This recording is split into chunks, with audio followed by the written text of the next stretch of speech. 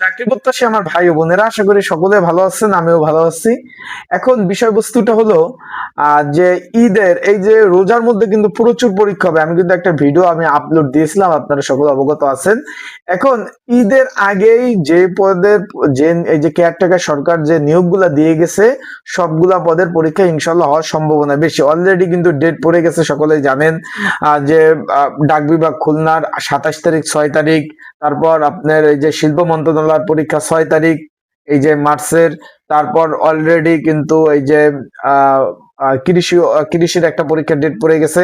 এরকম যে বাকি যে পদগুলা রয়েছে, যেমন জারিকারক, সাহায্যকারী, তারপর আপনার এই যে কাস্টমস এর পরীক্ষা 27 তারিখ পড়ছে। রোজা মানে সব পরীক্ষা ইনশাল্লাহ হয়ে যাবে। যারা পরীক্ষার্থী রয়েছেন, ভালোভাবে প্রিপারেশন নেন। আর যাদের সাজেশন প্রয়োজন আছে, স্ক্রিনের উপর হোয়াটসঅ্যাপ নাম্বার রয়েছে, যোগাযোগ করেন। আর এই বিষয়ে আমার উপরে আর এই যে ইউটিউব চ্যানেলে একটা ভিডিও দেওয়া আছে, দেখে নিতে পারেন।